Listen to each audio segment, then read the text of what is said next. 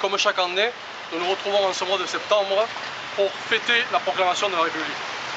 Merci à André Bellon et à son association Pour une Constituante d'organiser cet événement, car il est bon de se souvenir de ce grand moment de notre histoire nationale.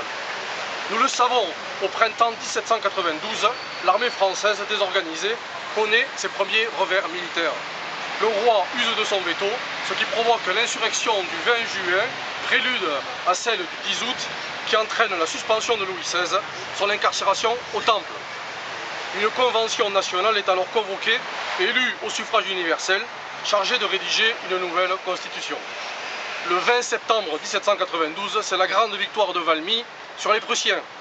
Et c'est dans ce contexte que le 21 septembre, la Convention tient sa première séance, acte 1, abolition de la royauté. C'est ainsi que fut proclamée la République de l'an 1. Aujourd'hui, la plupart des Français ont oublié ce moment très important de notre histoire. Et l'on mélange allègrement République et démocratie dans une bouillie intellectuelle indigne de notre grande nation politique. Mais au fait, c'est quoi la République? Si nous savons tout ce que désigne le terme de démocratie, le pouvoir du peuple, en revanche, on ignore communément qu'il existe des démocraties de divers genres et que la République apparaît en imposant une exigence particulière au régime démocratique. La République consiste en cette sorte de démocratie dont le ressort décisif est l'exigence de l'égalité, pour reprendre la formule de Didier Montchan. Dans l'État, c'est l'égalité devant la loi. Dans la société, c'est la disponibilité offerte à tous du service public, institution d'un espace extérieur à celui du marché. Dans l'économie, le pouvoir égalisateur de la République appelle la justice sociale. Et dans le monde de l'esprit, cette exigence s'appelle laïcité. Alors nous le comprenons bien, les oligarchies s'emploient à perturber la mise en œuvre de cette exigence. Et les évolutions toutes naturelles des sociétés et les rapports économiques et politiques eux-mêmes, naturellement mouvants, appellent un réajustement constant.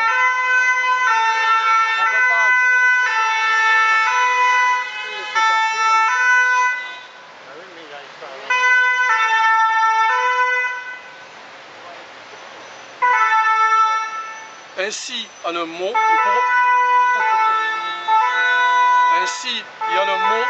pour reprendre les termes de Gambetta, il faut sans cesse achever la révolution. Vous couperez.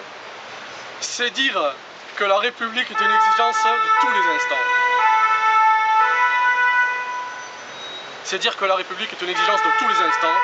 Être républicain n'est pas une grâce d'État, c'est une volonté, nous dit Montchan. Mais qu'avons-nous fait de la République? Qu'avons-nous fait de la belle promesse républicaine? Voyez l'état de la France, l'état de la démocratie, l'état de notre République. Regardez les nations et les peuples d'Europe. Mais que sont devenues les promesses portées au monde par cet immense événement, la Révolution française? Mais qu'est devenue cette République fondée sur la raison, qui, après les victoires de la logique grecque, a su donner à la liberté politique ses fondements philosophiques et façonner l'Europe des droits de l'intelligence, pour reprendre les termes du philosophe Manuel de Dieguez. Devant notre échec magistral, nous n'avons plus, la France n'a plus qu'une seule alternative, soit mourir, soit préparer l'immense sursaut salvateur.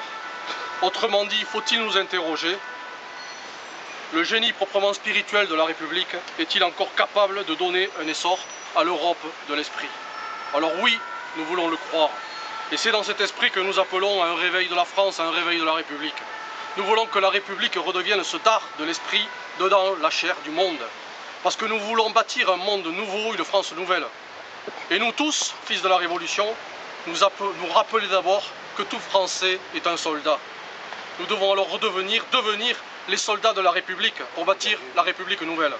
Et tous ensemble, en appeler à la mobilisation générale, debout la France. Donner forme nouvelle à notre résistance, debout la France. Par l'alliance des forces immenses, celle du progrès et celle de la tradition, nous devons tous ensemble préparer la grande révolution qui vient pour dire tous ensemble, debout la France et vive la République. Merci.